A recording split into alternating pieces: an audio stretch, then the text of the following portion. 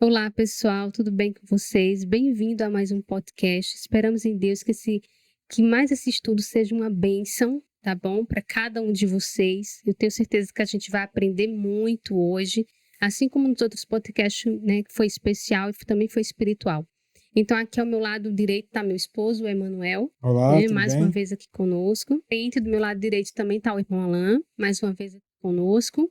E à minha frente aqui está a minha querida irmã Daniele, que também eles dois estão aqui, né, para compartilhar conosco a experiência dessa parte aí de justificação pela fé, tá bom? Espero que vocês possam gostar desse tema e também, principalmente, colocar em prática. Compartilhe com seus amigos esse podcast, curta também, e eu tenho certeza que será uma bênção para cada um de nós, tá bom? Vamos orar agora? Vamos orar então. Oremos.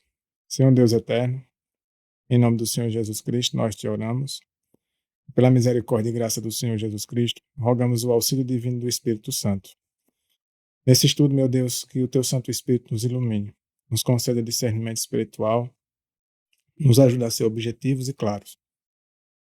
Que o Senhor nos dê as palavras certas e que o Senhor também possa estar iluminando a mente daqueles que estarão assistindo, para que esse assunto fique o mais esclarecido possível e possamos refletir em nossas vidas com relação ao que a gente vai aprender. Que o Senhor nos capacite a viver essas verdades, que em todas essas coisas o Senhor seja honrado e glorificado. Nós te oramos em nome do Senhor Jesus. Amém. Amém. Amém. E o assunto de hoje? Continuação? Então, a gente, com esse tema, a gente pretende encerrar, pelo menos por enquanto, né, por um bom tempo, a questão de justificação pela fé. O tema de hoje, que a gente vai abordar, a gente vai tratar entre as duas classes, entre os justos e os ímpios.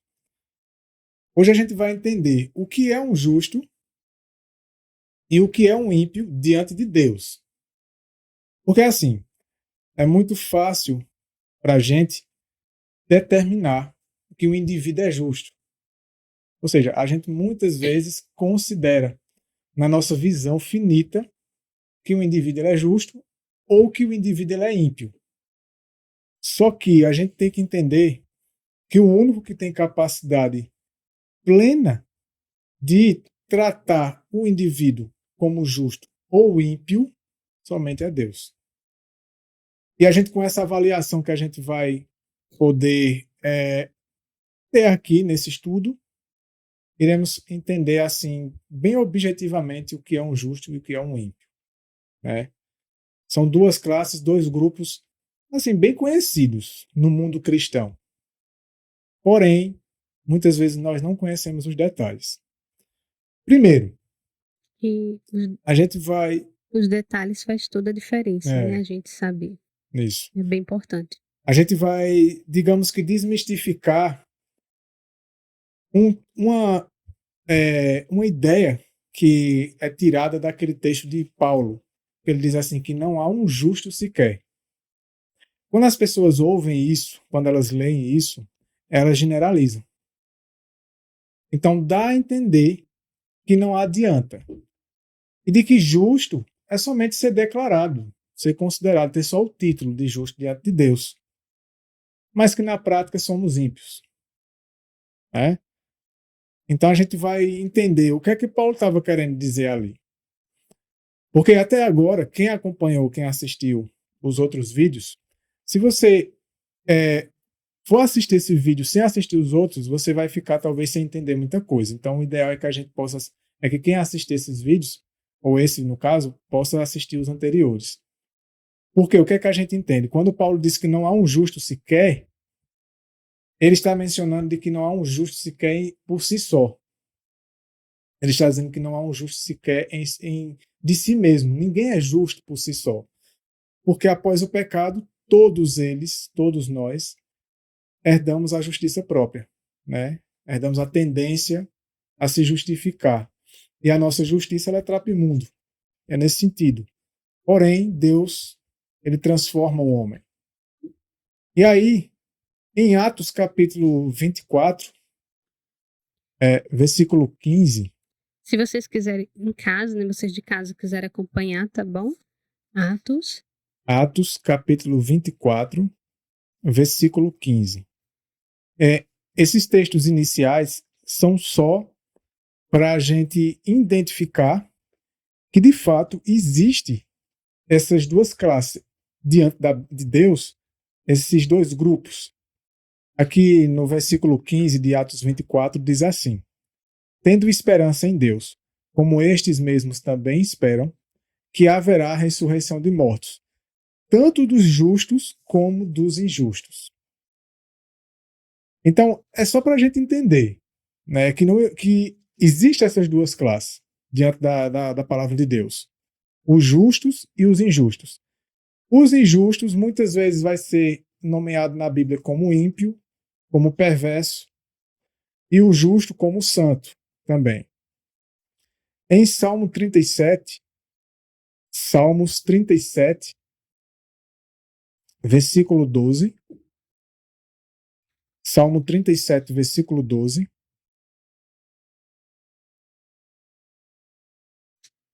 diz o seguinte: o ímpio maquina contra o justo. Duas classes. Agora, vale fazer uma observação aqui. Quem é que faz o mal contra o outro? Segundo esse texto. O ímpio. O ímpio. Maquinar é praticar? Não. É planejar. Planejar. Maquinar é um ato da mente, né? Uhum. É você ficar pensando, planejando. E o que é que a gente pode extrair só dessa palavra? O ímpio maquina contra o justo. O que é que a gente pode extrair além, ser mais um pouco profundo, digamos assim. Quando você pensa o mal de alguém, você está maquinando. Quando você suspeita o mal de alguém, você entra nessa situação aqui. E aí a pergunta: se eu estou pensando mal de alguém, suspeitando o mal de alguém, pensando mal, seja lá de quem for, eu sou justo ou ímpio? Ímpio. Ímpio. Segundo o texto, eu sou ímpio. E o justo, ele não faz isso, né? O justo, ele vai ter sempre pensamentos bons, agradáveis. A né? Bíblia, o próprio Jesus Cristo disse, né? Amai os seus inimigos. Amar aquele que faz mal, né? Não pensar o mal do próximo. Então o ímpio, ele tem isso. Então já é uma característica do ímpio. Mas esse verso é só para a gente distinguir novamente. Justo e ímpio. Existe na Bíblia duas classes? Sim. Existe justo? Existe. Você pegar o texto de Paulo e isolar e criar uma doutrina e dizer que não existe justo, literalmente generalizar, você está indo contra a Bíblia. Você tem que entender o que é que Paulo quis dizer. E essa categoria de ímpios é só dentro da igreja? É o que a gente vê. vai analisar. Que a gente tem que deixar esse ponto claro, né? Para as Uhum. pessoas com relação a É isso. justamente isso, assim, porque quando a gente vai ver, quando fala a respeito do ímpio, a Bíblia, quando está tratando de ímpio, está falando daquela pessoa que sabe o que é correto e faz o errado. Uhum, Então, Isso. o ímpio é aquele que está dentro da igreja. uhum. O que está fora da igreja é considerado como gentil, É. aquele Isso. que não conhece. Sobre esse texto que Paulo fala, lá em Romanos, de onde foi que Paulo tirou essa questão que não há um justo sequer? Aí a gente vai para o Salmo 53. Salmo 53 e o Salmo 14. Ele Vamos está lá. mencionando, né? Ele está Replicando. mencionando. E o Aí vamos verso? lá para o Salmo 14. Salmo Salmo 14. 14 Salmo e o 14. verso? O verso 1 e o verso 2. E o 3 também, os 3 primeiros versos. A gente lê o Salmo 14 e depois a gente vai para o Salmo 53, que aí ele também vai dizer as mesmas coisas, mas dá uma característica que a gente pode entender melhor. No Salmo 14, do 1 ao 3, diz assim: o tolo disse em seu coração, não há Deus. Eles são corruptos, fizeram obras abomináveis, não há ninguém que faça o bem. Do céu, o Senhor olhou para baixo sobre os filhos dos homens, veja que isso é importante a gente entender, para ver se havia alguns que entendessem e buscassem a Deus. Todos desviaram-se e juntos se tornaram imundos, não há ninguém que faça o bem, não nenhum. Então, aqui, nesse cenário, quando a gente para por aqui, Não tem ninguém justo, não é isso? Uhum. No Salmo 53 diz assim, 53, a mesma é? coisa, né? Vamos o Salmo 53 agora. Pronto. Diz assim, o tolo disse em seu coração, não há Deus. Eles são corruptos e cometeram abominável iniquidade. Não há ninguém que faça o bem. Deus olhou do céu sobre os filhos dos homens para ver se havia alguém que tivesse entendimento, que buscasse a Deus.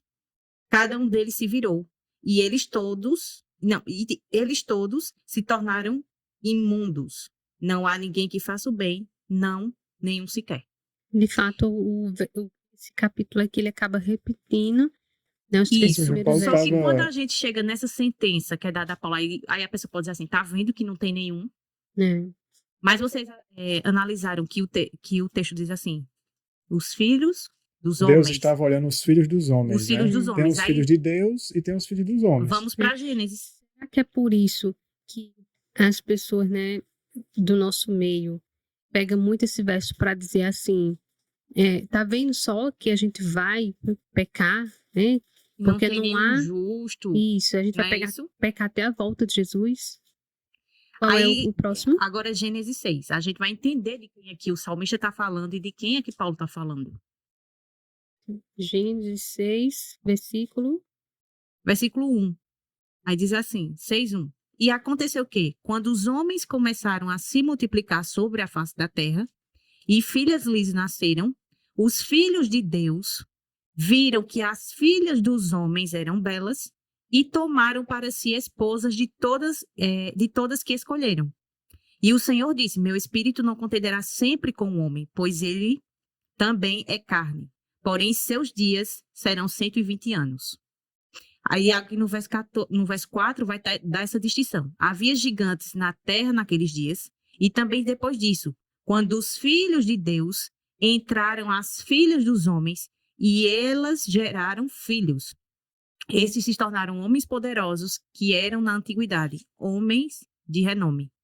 Então, aqui no verso de Gênesis é claro que havia duas classes de pessoas. Os filhos de Deus, os descendentes de Sete, 7. e os filhos dos homens, né? Os descendentes de Caim. Então, quando Deus olha do céu e diz que não há um justo sequer, é o justo em relação a quem? O ímpio aos filhos dos homens. Que são Dentro daquela geração, os né, ímpios. que havia, dos antediluvianos, quando Deus olha do céu e decide ali pôr um fim, toda aquela geração por meio de um dilúvio. Por que foi? Pela iniquidade que se Isso. multiplicou. Uhum. Mas Exatamente. se multiplicou entre quem? Entre os Entre os filhos dos homens. É. Então, é essa classe de pessoas que não há um justo sequer.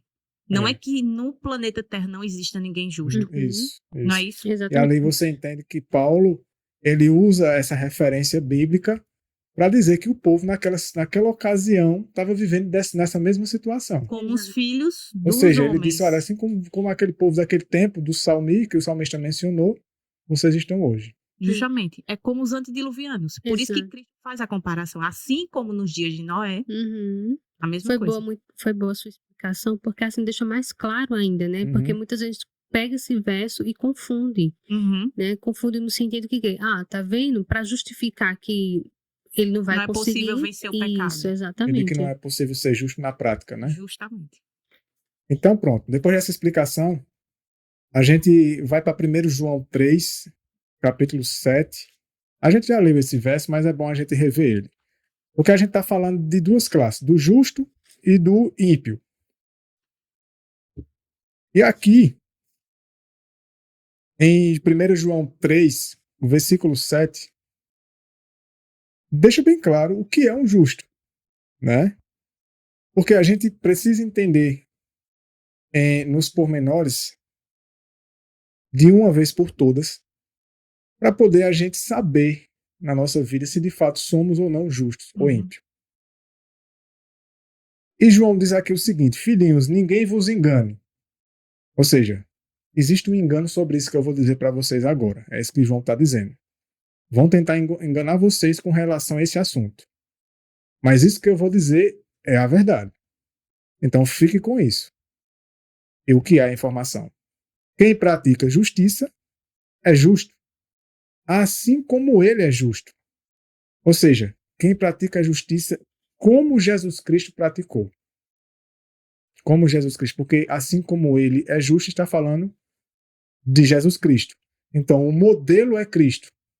O modelo não é o homem. Não olhe para o seu próximo e se considere mais justo do que ele ou ele como um modelo de justiça. Uhum. O modelo é Cristo. E o que seria praticar a justiça? É isso que a gente vai ver já já. Essa tal justiça, né, que a gente Uhum. fala, a gente vai mostrar já já, logo, né, nos versos mais à frente. Enfim, justo é o que pratica a justiça. Fica muito subjetivo, né? Mas a gente vai se aprofundar nisso.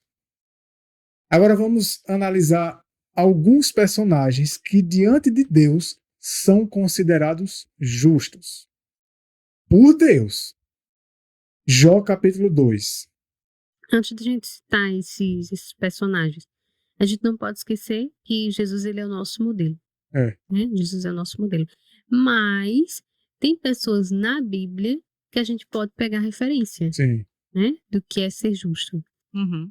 Porque elas tinham como Cristo modelo, né? Uhum. Assim como Paulo disse, Porque elas sejam meus... refletiam o caráter de Cristo. Isso. Por isso que elas Exatamente. podem, né? Paulo mesmo dizia, sejam meus imitadores como eu sou de Cristo. Então é só comparar a vida dele com a de Cristo. Se tiver coerente, Isso. então ele é uma referência. Exato. Referência porque seguiram o modelo. Assim é a mesma indicação para nós. Isso. Né? A gente tem que Porque não seguir era o a modelo. justiça dele que estava aparecendo, mas era a justiça Era. de Cristo por meio dele. Exato. Que ele estava refletindo essa Qual justiça. é o- Jó capítulo 2, versículo Oi, 3. Manuel, antes de vocês lerem esse texto aí, eu encontrei aqui uma passagem de Eclesiastes, capítulo 8, versículo 11, falando sobre o que significa o termo filhos dos homens, que está associado mesmo aos ímpios, aos que se Uhum. rebelam contra a vontade de Deus. Eu estava procurando aqui na hora que Dan estava mencionando, só que eu não encontrei. Eclesiastes 8:11 diz assim, ó, visto como não se executa logo a sentença sobre a má obra, o coração dos filhos dos homens está inteiramente disposto a praticar o mal. Dos filhos dos homens. Então, Tá vendo? Então- Eu nunca tinha prestado atenção nesse Aham, verso. também Essa não. classe é os ímpios. São os Eclesiastes ímpios. Eclesiastes Eclesiastes 8:11. 8:11. 8:11. Isso. Ou seja, não resta dúvida de quem Paulo estava falando ali, né? Uhum. E agora Jó, capítulo 2, versículo 3. Jó 2, versículo 3.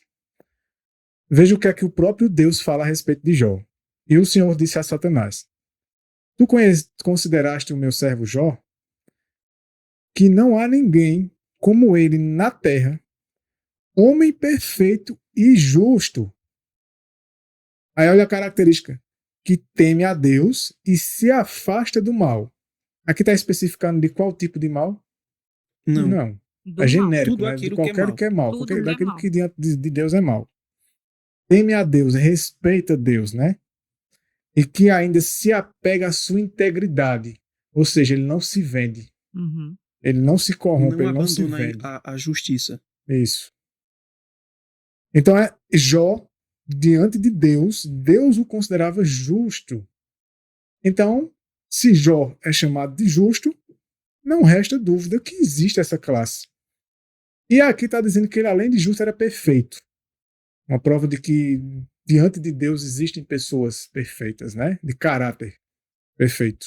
Que possuem uma moral feita de acordo com a Perfeita. luz que elas Em conhecem. harmonia com aquilo que foi revelado e que ela assimilou. De que o Espírito ajudou ela a assimilar. Uhum. Né? E é interessante esse texto, porque ele define o que é uma pessoa justa. Uhum. Uhum. Teme a Deus, E se e a afasta gente do sabe mal. que temer significa obediência, Obediência. e se afasta do mal. Isso é uma pessoa justa. Ela se desvia, né? É uma pessoa... A gente percebe aqui que não é meramente uma pessoa que foi declarada justa, mas Não. é uma pessoa que foi tornada justa, que é o que nós Uhum. aprendemos Isso. nos estudos anteriores, Isso. né? De que Deus, quando ele declara alguém justo, ele está tornando de fato a pessoa justa. E ela, para permanecer justa, tem que praticar a justiça. Exato. E na prática, se afasta do mal e teme a Isso. Deus. E o que seria praticar a justiça? Obedecer à lei. É. Obedecer É o aquilo, segredo. à luz que você pode adquirir. Uhum. Toda Isso é a perfeição verdade moral. revelada a você, que você teve a oportunidade e que você assimilou, né? Que o Espírito Santo lhe ajudou a assimilar. Lucas capítulo 1. Lucas, Evangelho de Lucas capítulo 1, versículos 5 e 6. Mais dois personagens diante de Deus considerados justos. Aí a gente vai ver as características deles. Lucas capítulo 1, versículos 5 e 6. Veja, aqui está falando de... Eu vou resumir o versículo 5, que está falando de Zacarias e Isabel, os pais de João Batista, né?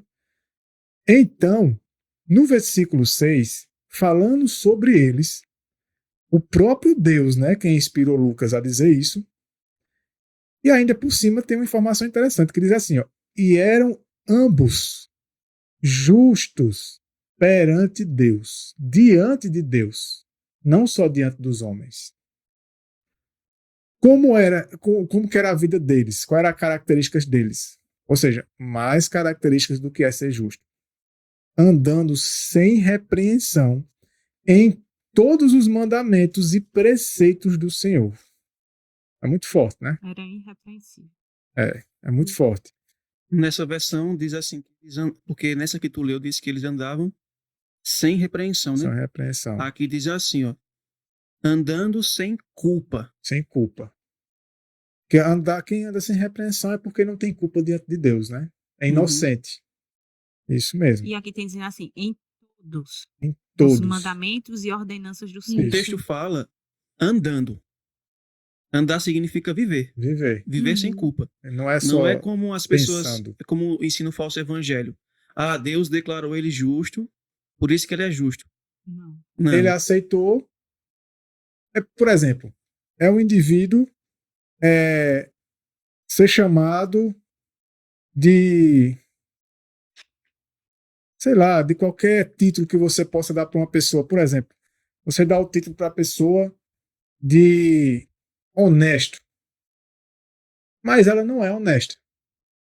Não faz sentido. Na prática, ela não é. Mas aí ela é chamada de honesta, ela vai dizer, estão me chamando, então eu aceito esse título para mim. Isso é o que faz o falso evangelho. É. Mas não é isso que Você Deus aceita ensina, o título. E a impressão que dá é que o título é como se fosse, assim, uma aprovação para o céu. Ou seja, dei o título e você já está incluído no paraíso. Já está certo de que vai para o céu. É mais ou O menos que assim você mesmo. fizer não tem problema. O importante é o título que você recebeu.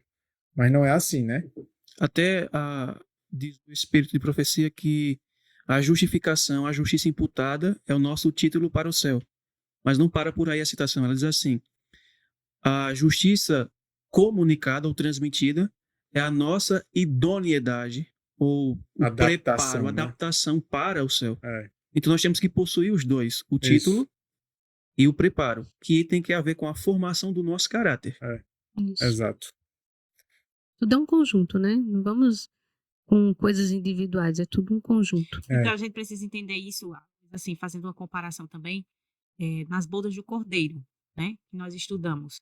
Se você tiver, vamos dizer assim, vai ter uma festa de gala, trazendo essa comparação. Aí você possui o ingresso. Mas se você não tiver trajado com as vestes de gala, Adequadas. você entra naquele local, Se você for todo maltrapilho. não tem como. Mesmo Exato. que você tenha um título. Então, assim, uma coisa vai anular a outra. Se você não tiver as vestes, o seu título não vale de nada. O fato de você um dia ter sido declarado justo, aquilo vai ser desfeito. A gente pode voltar para essa questão da parábola das bodas. Porque todos foram convidados, todos receberam Isso. convite Título. e entraram. Mas quando o rei foi investigar quem estava utilizando as vestes nupciais, que representam o caráter, ele notou que havia uma pessoa que estava com vestes comuns, sua própria justiça. Isso. Então a gente percebe que não basta apenas ser convidado, ter o ingresso Para poder entrar. para poder entrar na festa de casamento. Você tem que ter as vestes, que é o caráter. Isso. Porque o convite vai ser feito para todo O mundo. convite é feito para todos. Cristo morreu por todos. Exato. Né? O poder foi dado a todos. Isso. Mas a maioria não fará uso Exato, dele. exatamente. Eles E assim, poucos serão os que vão entrar pela porta estreita. Muitos são chamados e Muitos poucos são chamados, escolhidos. poucos são. o convite foi para todos, mas nem todos Querem. querem aceitar. As né? condições, né? Exatamente. Agora vamos ver o que é um ímpio. Esses versos que a gente vai ler aqui são muito interessantes. Primeiro, Daniel capítulo 9. Daniel capítulo 9.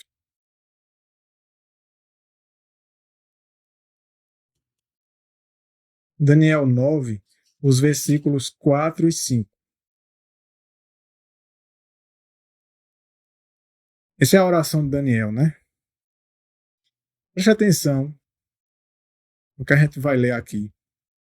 É que a gente vai identificar as características de um ímpio diante de Deus. A gente viu algumas características do que é um justo, e agora a gente vai ver as características do que é um ímpio. O bom da palavra de Deus é isso, que ele destrincha todas as duas partes, né? Uhum. O Senhor Fazer não a deixou comparação, né? isso, o Senhor não deixou uma coisa só, mas o Senhor deixou relatando as duas partes para ficar muito claro pra gente. Uhum. Aí no verso 4 diz assim: E orei ao Senhor meu Deus, e confessei e disse: Ah, Senhor, Deus grande e tremendo, que guardas a aliança e a misericórdia para com os que te amam e guardam os teus mandamentos. Esse é um detalhe, né? Uhum. Ou seja, a aliança de Deus com o homem é só para aqueles que aceitam as condições de amar a Deus e guardar os seus mandamentos. Isso é um detalhe. Mas no verso 5 entra onde a gente quer. Aí veja o que ele fala. É o porém, né? Pecamos e cometemos iniquidades, e procedemos impiamente, e fomos rebeldes, apartando-nos dos teus mandamentos e dos teus juízos. Então a gente leu aqui no versículo 5 de Daniel 9, que embora Daniel ele se inclua aqui, né, pecamos, mas isso é um ato de humildade dele, porque Daniel não participava dos pecados de Israel, né? Esse é o que faz um justo, humilde, tendo um coração de que ele não se considera aquilo, mas ele sabia que ele não tinha participação com isso aqui. Agora, veja que interessante, no verso 5, dá as características de um ímpio, porque ele diz assim, ó, pecamos e cometemos iniquidades e procedemos impiamente. Proceder impiamente é agir como ímpio, ou seja, se comportar como ímpio. E como é que o ímpio se comporta? O próprio versículo diz: pecando, cometendo iniquidade, sendo rebelde, porque se apartou dos mandamentos e dos juízos de Deus. Né? Então essas são as características de um ímpio. Né? É ser rebelde contra Deus, se apartando dos mandamentos de Deus. É interessante esse ponto que tu mencionou, porque a oração de Daniel ela é utilizada para defender o erro de que não é possível vivermos uma vida justa. De que não é possível, pelo poder de Deus, não cometermos pecados conhecidos. Não vivermos de forma assim voluntária no pecado. Esse é o argumento. Aí utilizam Daniel capítulo 9 para dizer assim, tá vendo? Ele disse aqui, nós pecamos. Mas como você já mencionou, isso era uma questão de humildade. Porque todo aquele que de fato possui o Espírito de Cristo habitando no trono do seu coração, ele vai se humilhar perante Deus. Ele vai se considerar um transgressor da lei porque ele já transgrediu. E também porque, como o caminho da perfeição é um caminho gradual, tem que ver com aquilo que você vai aprendendo da palavra de Deus a respeito do que é a vontade de Deus, então poderá haver pecados por ignorância, que você cometa sem saber. Uhum. Mas a partir do momento em que o Espírito Santo te convence e te mostra que aquilo é errado, e você se submete à vontade de Deus, então você continua no caminho justo. Porque viver no caminho justo, viver uma vida justa, viver a perfeição moral, é você viver de acordo com aquilo que você conhece, daquilo que você pode obter como sendo o conhecimento a respeito da vontade de Deus. Ok. Aí tem uma citação do Espírito de Profecia que se encontra na meditação para conhecê-lo. página 235, primeiro parágrafo. Ela diz assim: o profeta Daniel estava se aproximando muito de Deus, quando o buscou com confissão e humilhação de alma. Não procurou desculpar-se ou a seu povo, mas reconheceu toda a extensão de sua transgressão, ou seja, da transgressão do povo. Em favor deles, confessou pecados dos quais não era ele culpado e implorou a misericórdia de Deus, para que pudesse levar seus irmãos a reconhecerem seus pecados e com ele humilharem o coração perante o Senhor. Então a citação é clara. Mesmo que Daniel tivesse se incluído como que tivesse cometido aqueles pecados com o povo de Israel, a culpa não era dele. Ele não era culpado dos pecados que eles cometeram, porque Daniel não vivia voluntariamente no pecado, na injustiça. Agora vê que interessante. Uma vez teve um irmão que foi tentar explicar Daniel 6, versículo 4, e diz assim: então os presidentes e os príncipes buscaram encontrar ocasião contra Daniel a respeito do reino. Porém, eles não puderam encontrar nenhuma ocasião, nem culpa, porquanto ele era fiel, ou seja, ele era justo. E não se achou erro ou culpa nele. Daniel, de fato, era uma pessoa justa. Ele vivia a luz que ele recebeu. Então, os inimigos dele não puderam encontrar nem culpa, nem erro nele, porque ele era fiel. Eles tiveram que bolar um plano. Vamos fazer o seguinte: vamos criar uma lei e convencer o rei a assinar essa lei de que durante um período de tempo as pessoas não podem orar para nenhum Deus, a não ser para pedir ao nosso rei. Aquele que transgredir vai ser lançado na cova dos leões. E ele, sabendo que era hábito de Daniel orar 3 vezes ao dia, então vamos pegar ele Na sua justiça. na sua fidelidade a Deus. Então eles criaram essa lei, a gente conhece a história. Aí Daniel foi lançado na cova dos leões, porque ele não deixou de praticar a justiça. Exato. Enquanto Daniel praticava a justiça, aqueles homens praticaram o quê? Iniquidade, injustiça. Exatamente, maquinaram o mal contra Daniel. Agora você vê assim que Daniel, eles tinham tanta certeza da retidão do caráter de Daniel, que eles sabiam que Daniel ia continuar orando, Uhum. que ele não ia retroceder, né? Aí no versículo 20, diz assim, Daniel 6, verso 20. E quando ele chegou à cova, ou seja, o rei Dario, gritou com uma voz angustiante por Daniel. E o rei falou e disse a Daniel: ó Daniel, servo do Deus vivo, o teu Deus, a quem tu continuamente serves. A obediência de Daniel não era uma obediência de vez em quando. Caía aqui, obedecia depois. Exato. Obedecia aqui, caía ali. Não era uma obediência interrupta. Era uma obediência contínua, que não era interrompida pela desobediência. E isso, de fato, é santificação. Não é o que está sendo ensinado hoje. Exatamente. Então, a quem tu continuamente serves, foi capaz de livrar-te dos leões? Então disse Daniel ao rei: ó rei, vive para sempre. O meu Deus enviou o seu anjo e fechou a boca dos leões para que não me ferissem, visto que perante ele encontrou-se inocência em mim. E também perante a ti, ó rei, não tenho feito mal algum. Uma vez, teve um irmão que, para explicar Daniel 6,4, quando diz que não encontraram em Daniel nem erro, nem culpa, porque ele era fiel. Aí ele disse assim, veja, Daniel era irrepreensível da seguinte maneira: eu sou um cristão, professo o cristianismo, e perante os meus vizinhos ali, que moram próximos a mim, perante eles, é como se eu fosse uma pessoa irrepreensível. Eu não tenho culpa nenhuma. Mas perante Deus, é claro que existe culpa. Exato. Porque existem pecados que eu cometo de forma voluntária, que Deus sabe, mas que os meus vizinhos não sabem. Então era dessa forma que Daniel era irrepreensível. Mas quando nós lemos o texto bíblico, Quando nós lemos o versículo 4 e lemos o verso 20 e 22, quando Daniel declara assim: visto que perante ele, ou seja, perante Deus, encontrou-se inocência em mim. E também, não somente perante Deus, mas perante a sociedade. Sim. Então, isso de fato é uma pessoa justa. Perante Deus, ela está vivendo de forma justa, ela está vivendo aquilo que ela conhece, mediante o poder da palavra. E perante a sociedade também.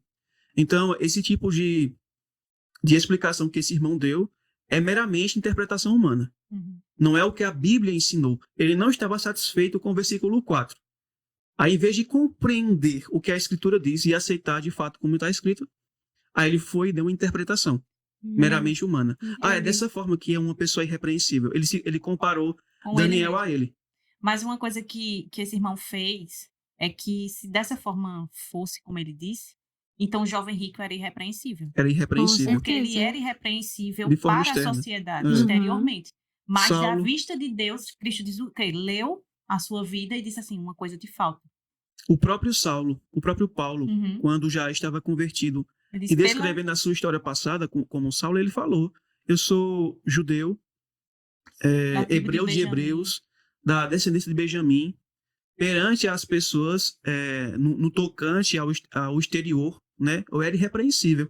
As pessoas olhavam para mim e diziam assim: não, isso é uma pessoa justa. Ele Mas deu- quando ele foi convencido pelo Espírito Santo, quando a lei de Deus foi apresentada realmente como ela é, que ele descreve, né, que a lei é espiritual, porque o que Uhum. ele enxergava era o exterior da lei, a letra da lei. A letra, Mas quando ele enxergou a espiritualidade da lei, ele descreve em Romanos capítulo 7, aí ele foi convencido pelo Espírito Santo e ele enxergou que, por mais que de forma externa ele obedecesse aquelas regras e achava que era justo perante Deus, mas ele enxergou que no interior do coração dele havia ódio, porque ele odiava os cristãos, havia inveja, porque ele tinha inveja, ciúmes, ira, e ele era um assassino. Sim. João disse que aquele que odeia seu irmão é um assassino. Ele não era um assassino literal, assim, apenas de forma externa, mas também de forma interna. Então ele viu que ele era um transgressor da lei, uma pessoa injusta. Então, de fato, Daniel, ele era irrepreensível, exatamente como diz a palavra, o significado exato da palavra, de uma pessoa irrepreensível. Não havia pecados voluntários na vida dele. Isso. Poderia haver pecados por ignorância, porque ele não conhecia alguma coisa que ele fizesse de errado, não sabia que era errado. Mas a gente sabe que uma pessoa que, de fato, vive uma vida justa, que é humilde diante de Deus, quando ele conhece um novo assunto do qual ele transgredia, ele se submete voluntariamente a Deus e passa a obedecer. Isso é viver Então, uma vida assim, justa. segundo isso que você falou a respeito de Paulo, né? Essa questão exterior. Então, voltamos para o primeiro verso que nós lemos, quando diz assim, aquele que pratica a justiça é justo. Então, se a gente parar só aqui, muitas pessoas podem achar assim, não, então a guarda exterior dos mandamentos, isso vai me habilitar ao céu. Uhum. Só que o restante do verso diz assim, assim como ele é justo. Aqui a Exato. referência é quem? A Cristo, Cristo. que mostra a espiritualidade da lei. Cristo né? era justo Então, interno aquele é o padrão. e externamente. Isso. Dentro da sociedade, externamente, estamos todos Alguns, ok, né? Tudo ok. Teve um. Só para eu encerrar minha parte aqui. Teve um outro irmão que, conversando comigo a respeito da questão da obediência à lei, eu estava defendendo o pensamento de que é possível, sim, mediante o poder de Deus, obedecermos de forma perfeita à lei. O que é obediência perfeita? É quando seus pensamentos, sentimentos, intuitos, palavras e ações estão ao mesmo tempo em harmonia com a lei. Isso é obediência perfeita. Isso mesmo. Na mentalidade desse irmão, isso não é possível. Ele falou assim, a gente só pode obedecer à lei na ação, de forma externa, só na ação. Aí eu pergunto, quem é que defendia esse tipo de obediência? Quem é que vivia e ensinava esse tipo de obediência? Os fariseus. Os fariseus viviam a letra da lei. Eles aparentavam a piedade. Obedeciam, entre aspas, né, a lei na ação apenas. Mas o seu interior, como Cristo mesmo disse, estava contaminado com adultério, com pensamentos impuros, maus desígnios. Isso. Então, Cristo demonstrou que a lei ela deve ser obedecida de forma interna e externa. Isso é uma pessoa justa. Por isso que Cristo fez comparação a eles com sepulcros. Sepulcros assim, caiados. Por isso. fora eram belos, mas por dentro estavam cheios de podridão, de Exatamente. rapina. E lá em Hebreus, Paulo disse que na nova aliança Deus iria imprimir na nossa mente e no nosso coração a sua lei. Isso é fazendo reverência aos pensamentos, sentimentos, os desígnios, os motivos do nosso interior. Então a lei, quando Deus vem e imprime a sua lei na nossa mente e no nosso coração, ele está dizendo o seguinte: eu vou colocar os teus pensamentos e os teus sentimentos em harmonia com a lei. Isso é um novo coração, isso é nascer do Espírito.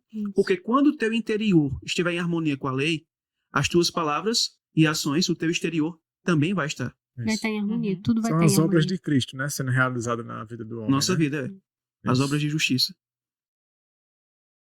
E voltando aqui, agora a gente vai para Provérbios 21. A gente volta a falar do ímpio, né? Identificamos que Daniel não era ímpio, porém ele estava ali pela misericórdia dele e humildade, se identificando com eles, embora não praticasse, ou seja, ele não agia como ímpio, mas o povo estava agindo. E Provérbios 21, 7, a gente vai ler aqui algumas características de um ímpio. Na realidade, uma característica muito marcante do que é ser um ímpio. Preste atenção. Nessa tradução que eu vou ler aqui, diz assim: as rapinas dos ímpios os destruirão. Tem tradução que vai ter: as violências dos ímpios os arrebatarão, né? O Os roubo, Eita. diz o o roubo. roubo, O roubo dos dos ímpios. perversos. É. Aí continua o verso: porquanto se recusam a praticar a justiça. Ou seja, uma das características de um ímpio é se recusar a praticar a justiça. Agora eu vou fazer uma pergunta que não tem a ver aqui. Esqueça o texto, para você não responder o que eu vou perguntar baseado no texto.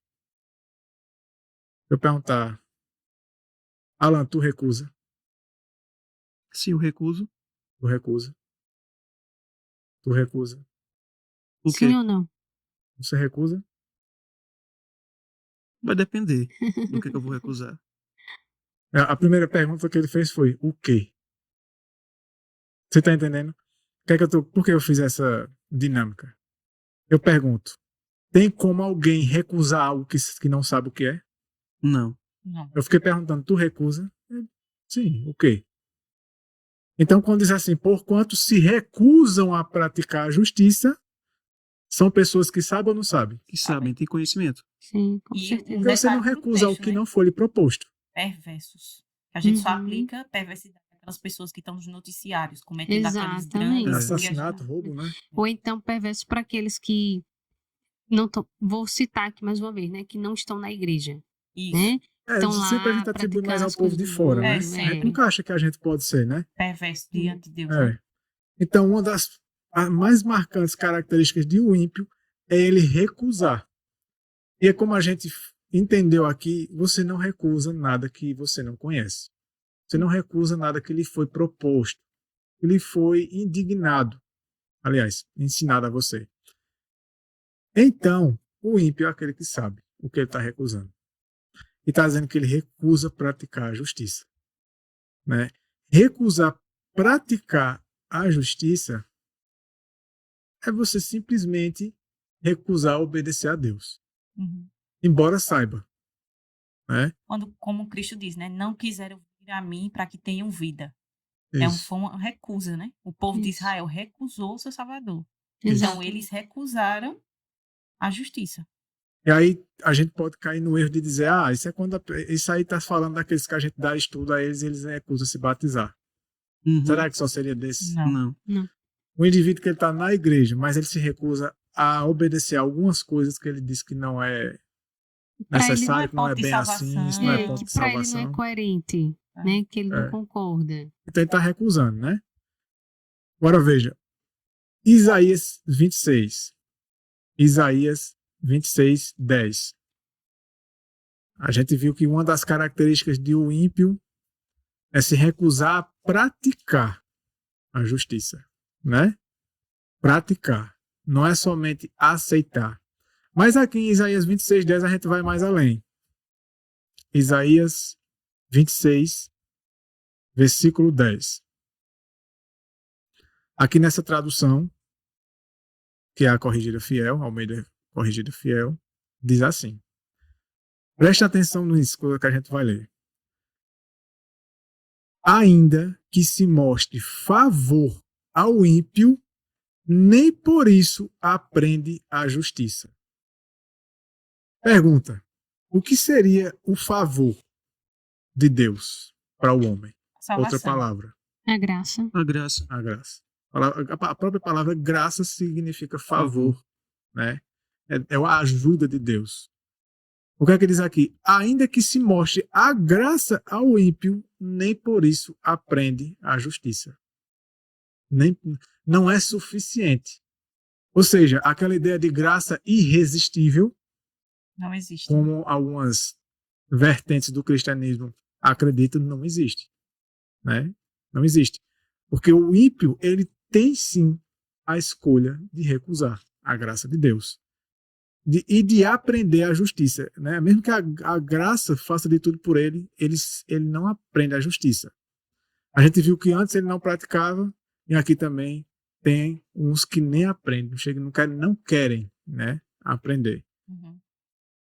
Agora veja ainda sobre o ímpio o restante do versículo.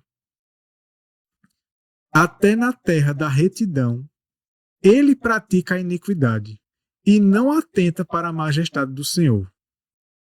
Vamos fazer uma reflexão aqui. O que seria essa terra da retidão? O verso, né, que continua Nessa aqui tradução, nessa né? versão da King James, James. fala assim: na terra da justiça ele porta-se-á injustamente e não contemplará a majestade do céu. Isso. E como é que a gente pode ser transformado? Contemplando, né? Né?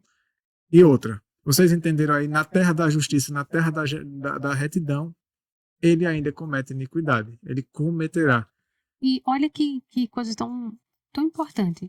Porque Deus fala que a única coisa que nós vamos levar da terra é o que? O caráter, né?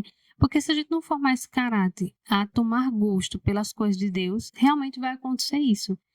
Se Deus permitisse, claro que é coisa que ele não vai fazer, chegando lá no céu, no paraíso, né, na terra da retidão, isso é agradável para ele. E ele ia continuar com as mesmas A obras. Bíblia Inspirada, Exato. ela menciona que os próprios ímpios, eles não iriam se sentir bem lá. Eles Uhum. iriam não querer vão. sair de lá. Por amor. Isso. Deus não leva os ímpios para o céu por amor, porque eles não seriam Isso. felizes. No livro Caminho a Cristo, ela menciona isso. Ela diz assim, que são os ímpios, eles mesmos, por eles mesmos, eles não vão querer habitar no céu. Uhum. Eles dizem que querem, mas Sim, na prática usurpar eles o não... trono, a autoridade.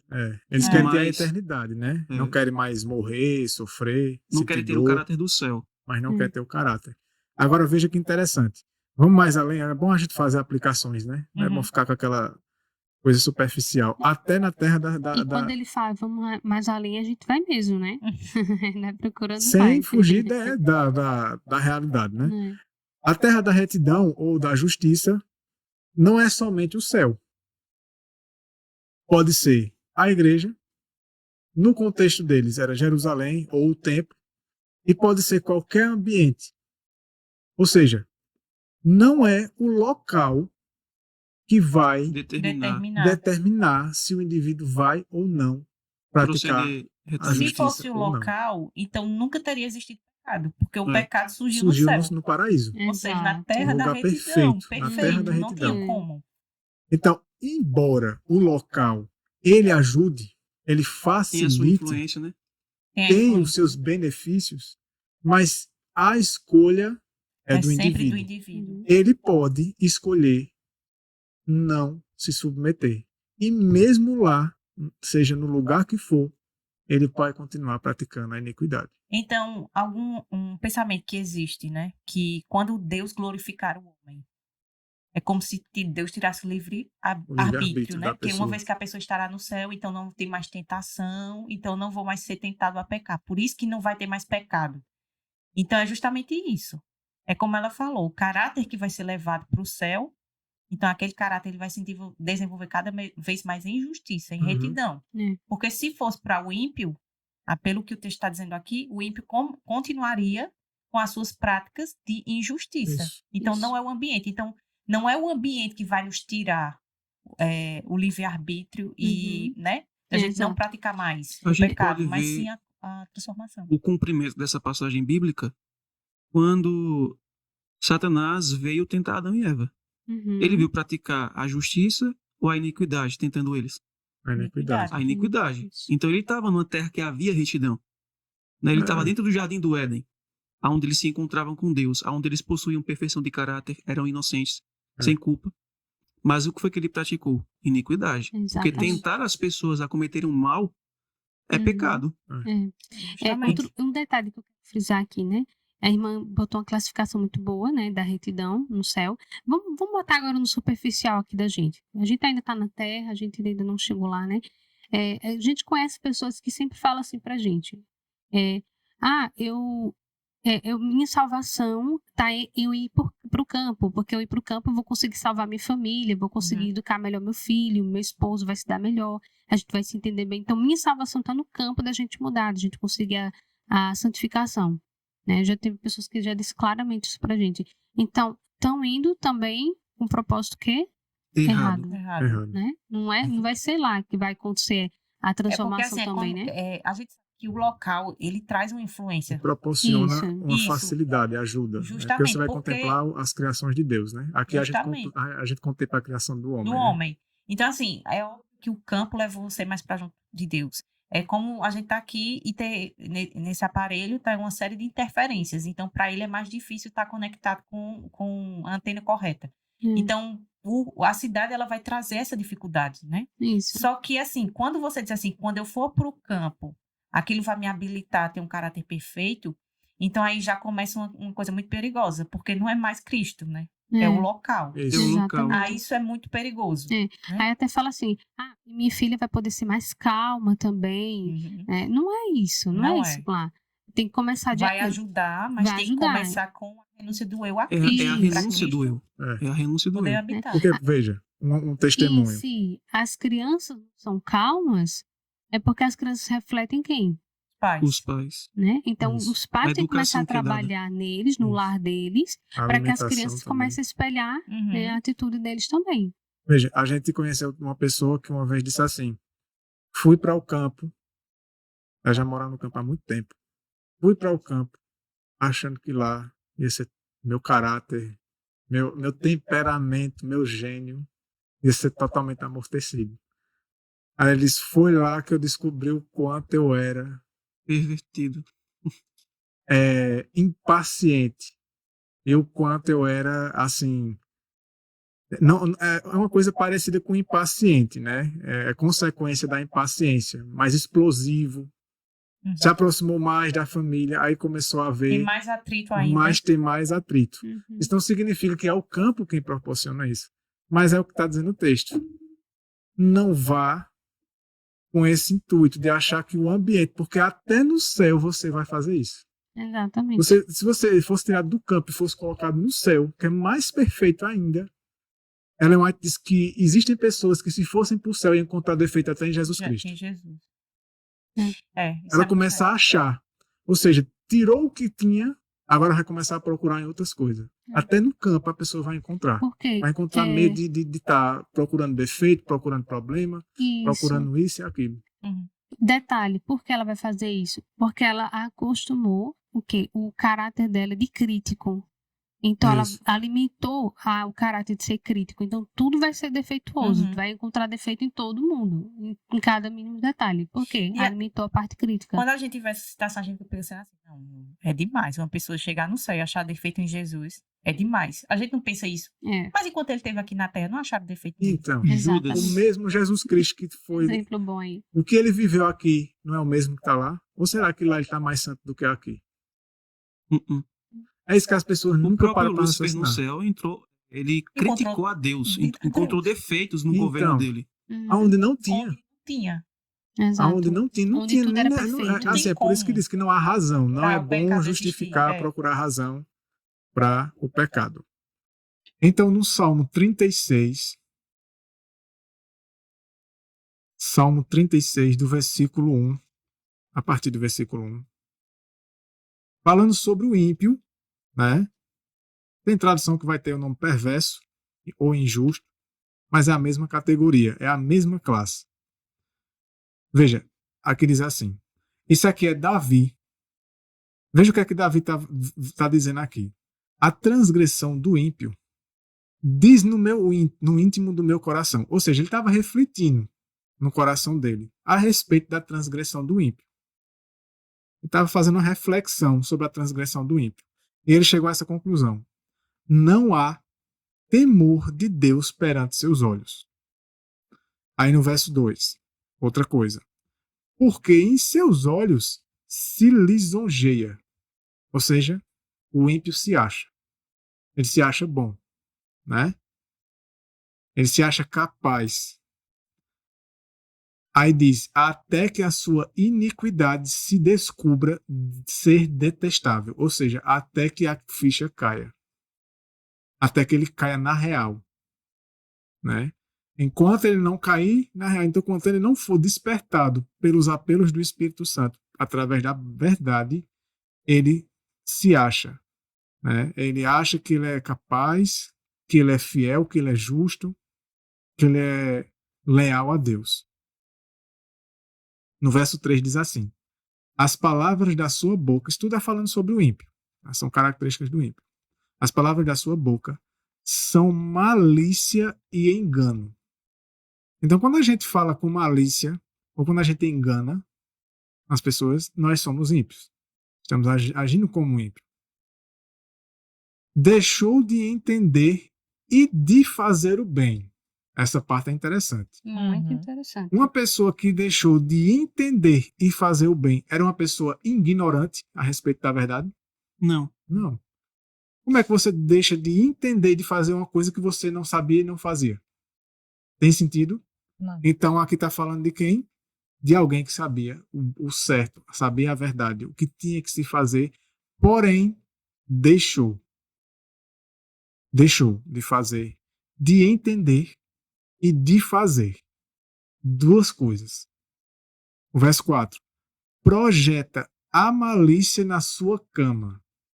Ou seja, fica maquinando o mal quando vai dormir, pensando coisa ruim. Além dele ter recusado, né, a prática da justiça, ele ainda faz isso. Lembra que um dos versículos que a gente leu no começo é um salmo, diz que ele maquina contra o justo? Isso. Então, na cama, a pessoa que vai dormir pensando coisa ruim, ela é uma ímpia, uma pessoa ímpia.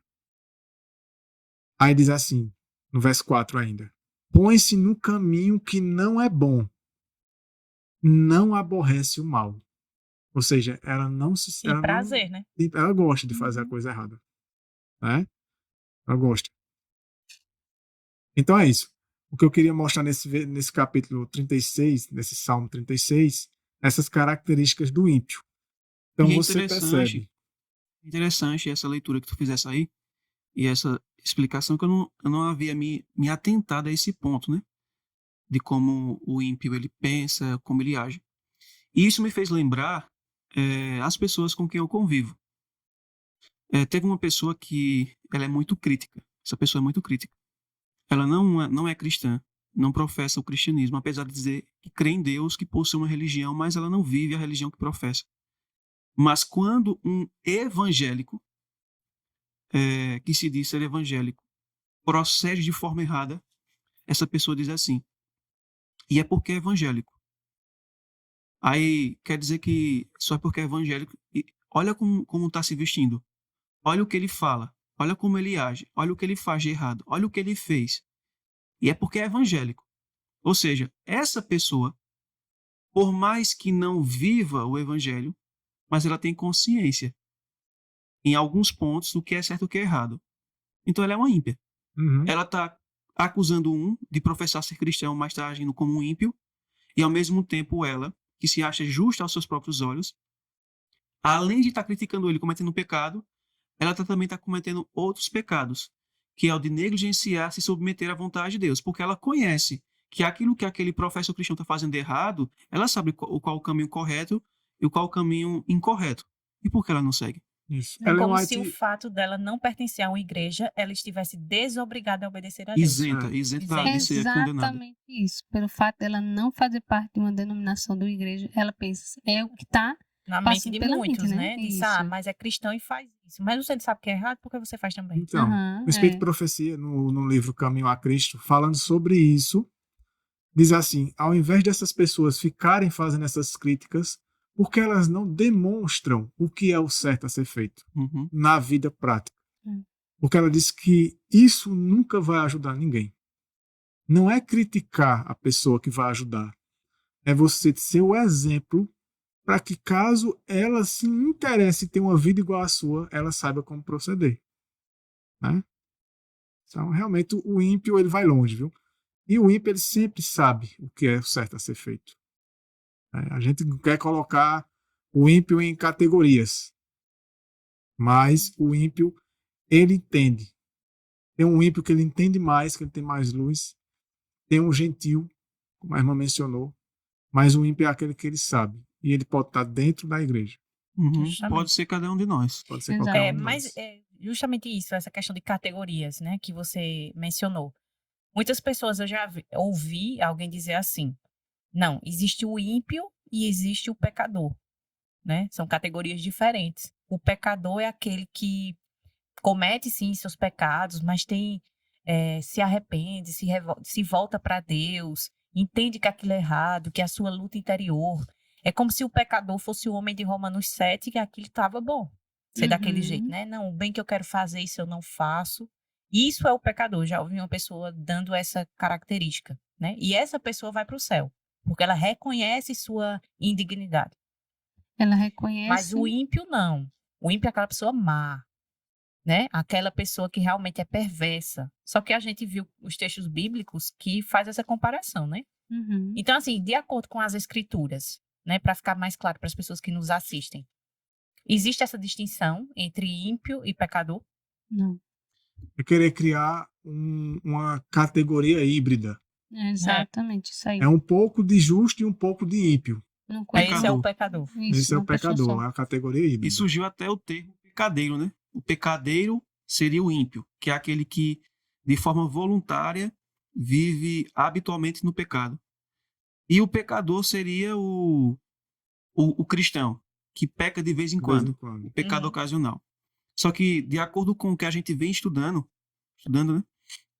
A gente aprendeu que, de acordo com a Escritura, não existe justificação nos pecados voluntários, sejam eles ocasionais ou habituais. Se Uhum. você conhece e não se submete à vontade de Deus, mas de forma voluntária faz o que é errado, você não pode ser justificado, É. porque não existe justificação na desobediência.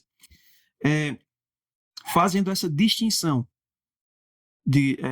mostrando que não existe essa distinção entre ímpio e pecador. Ímpio e pecador, de acordo com a Escritura, são a mesma pessoa, que é aqueles, como a gente tem aprendido aqui, que são aqueles que conhecem, mas não se submetem.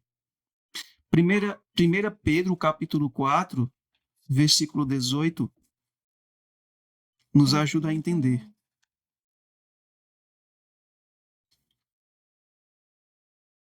1 Pedro 4, verso 18. Nessa minha versão diz assim: e se é com dificuldade que o justo é salvo, onde vai comparecer o ímpio, sim, o pecador? Então, de acordo com a Escritura, o ímpio é o quê? É o pecador. E o pecador é o quê? É o ímpio. E nós aprendemos que ímpio, a definição de ímpio na Escritura é todo aquele que sabe qual é a vontade de Deus, mas não faz. Olha o que diz o próprio Cristo aqui em Lucas capítulo 12.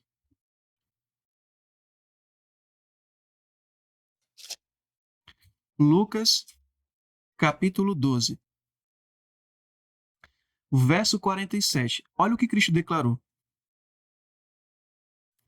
E o servo que sabia a vontade do seu senhor e não se preparou, nem fez conforme a sua vontade, será castigado com muitos açoites. Então, isso é uma pessoa ímpia.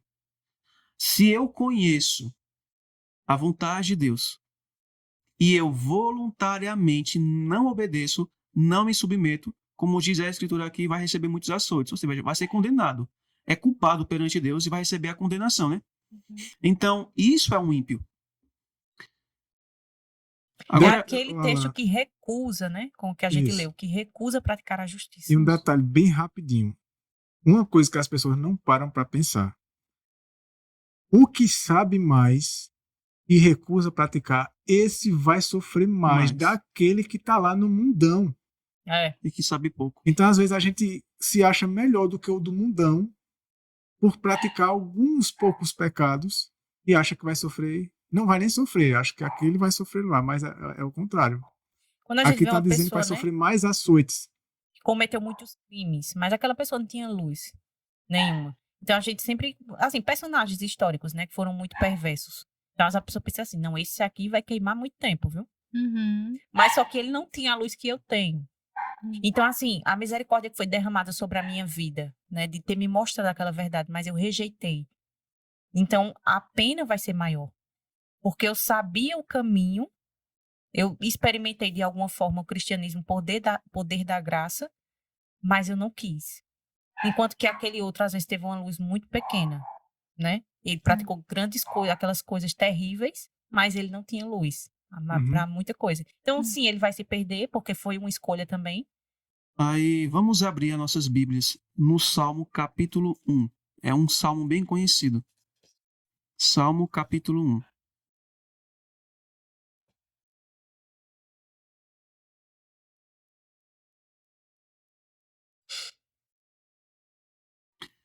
A partir do versículo 1, eu quero que vocês se atentem, porque nesse capítulo, nós vamos fazer assim, nós vamos seguir essa teoria de que existem três classes, né?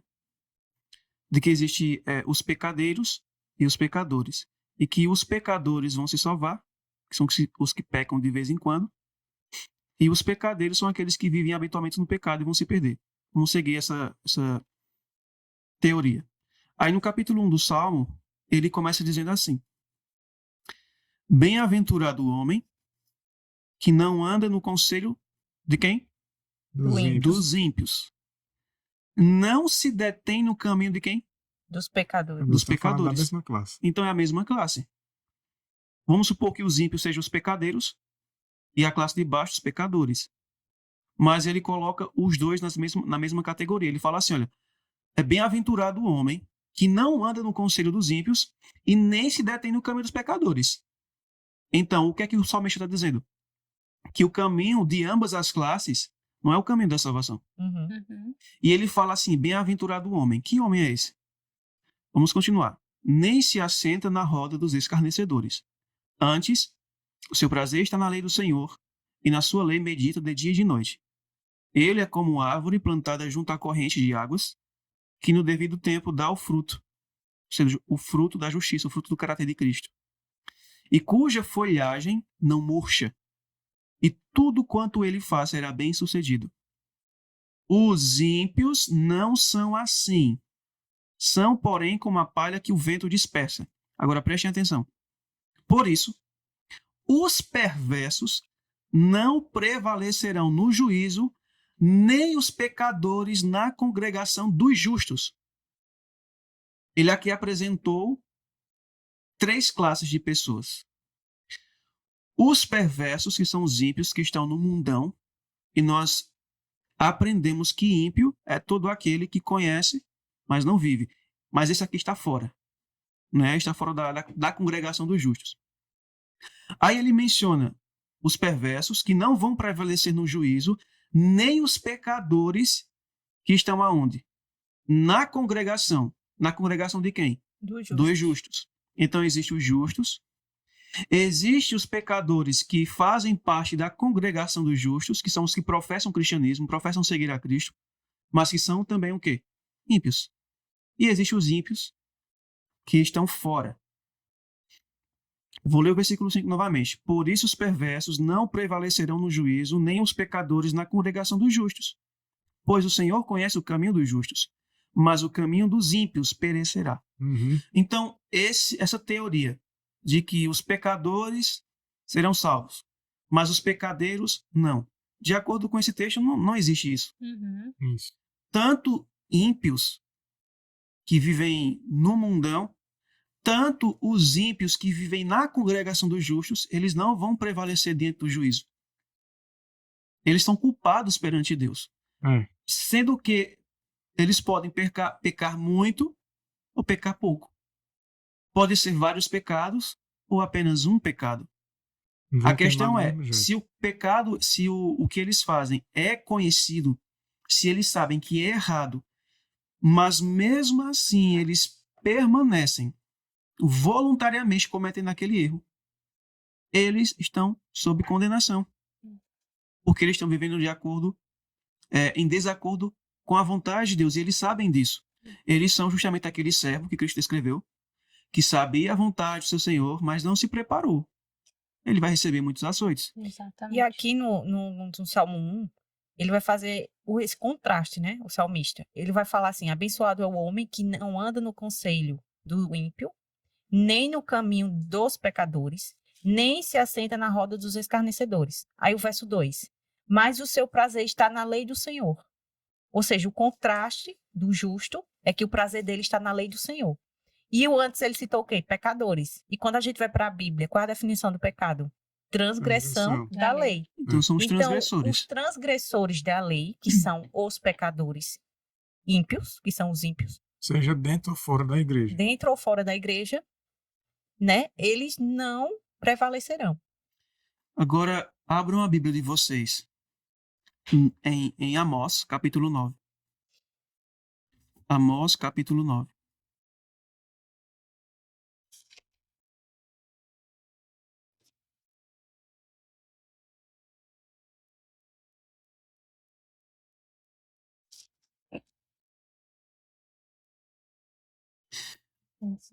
Amós, capítulo 9, a partir do versículo 8.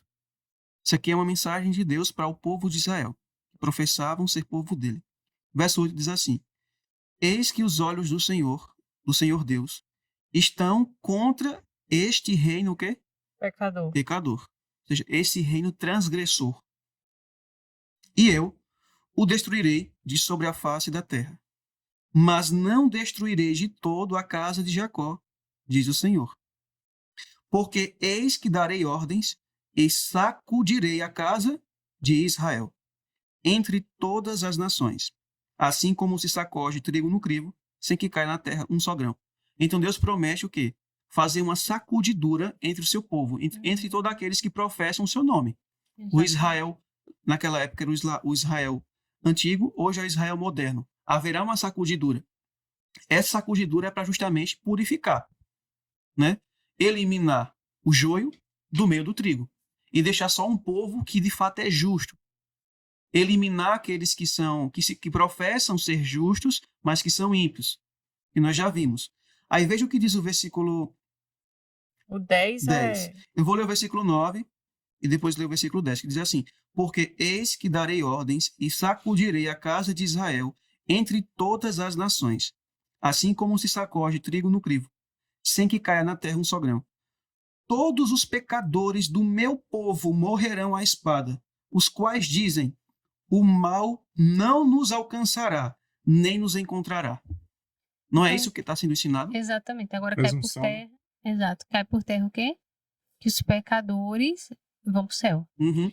Então, como diz no versículo 10, todos os pecadores do meu povo. Lembra do Salmo 1, que diz que havia os perversos que não vão prevalecer no juízo, nem os pecadores na congregação dos justos. Então, todos os pecadores do meu povo morrerão à espada, os quais dizem: o mal não nos alcançará, nem nos encontrará. Quando eu li essa passagem, eu me lembro do que eu li no livro Patriarcas e Profetas, quando ela fala sobre o povo antediluviano. Capítulo, acho que é o capítulo 9, tem o título O Dilúvio. Aí ela fala que o pensamento deles era o seguinte: Deus é um Deus misericordioso. Ele não vai nos destruir como Noé está dizendo. Isso é um fanático, isso é um louco. Aí a gente lê esse versículo 10 e vê o mesmo pensamento. O mal não nos alcançará, Exatamente. nem nos encontrará. Ou seja, nós não seremos condenados, seremos salvos mesmo sendo pecadores. Mesmo sendo pecadores, mesmo praticando as coisas que Deus não aprova, mesmo caindo deturpando por terra a lei de Deus, né? Não, mas nós vamos ser salvos e Deus vai nos levar para o céu. É a presunção, né? A falsa fé de Satanás. Olha o que né? diz a falsa fé de Satanás, a presunção. Eles não creem que a palavra de Deus, que diz que vai destruir os pecadores, vai se cumprir Uhum. neles. Exatamente. Uhum. É fazendo tudo ao contrário que Deus pede, né? Sabem disso. Sabem, e ainda assim. Por isso que existe o pecado. Existe uma das palavras para pecado no hebraico que significa rebelar-se contra Deus, né? Levantar a mão em rebelião contra ele, porque de fato é uma rebelião. É. Você sabe, mas não põe em prática. Então isso é uma rebelião aberta contra Deus. No livro Eventos Sinais, na página 100, capítulo 12, que tem o título A Sacudidura.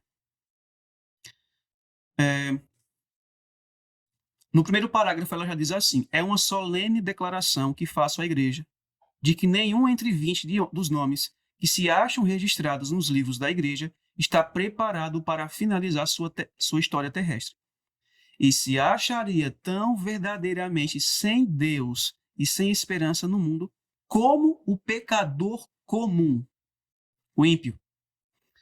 Aí ela diz assim: os que tiveram oportunidades para ouvir e aceitar a verdade e se uniram à igreja adventista do sétimo dia, considerando-se o povo de Deus que guarda os mandamentos, mas não possuem mais vitalidade e consagração a Deus do que as igrejas nominais, serão atingidos pelas pragas de Deus tão verdadeiramente como as igrejas que se opõem à sua lei. Ou seja, se eu que sou adventista do sétimo dia, professo ser um adventista do sétimo dia, ouvi, conheci toda a verdade. Se eu não viver de acordo com aquilo que eu conheço, eu serei, como ela diz aqui, atingido pelas pragas de Deus tão verdadeiramente como as igrejas que se opõem à sua lei. Uhum.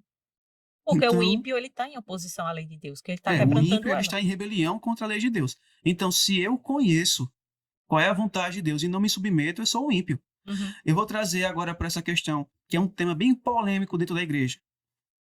Quando a gente apresenta a mensagem que é o braço direito do terceiro anjo, a reforma de saúde, como é que a maioria dos adventistas reagem?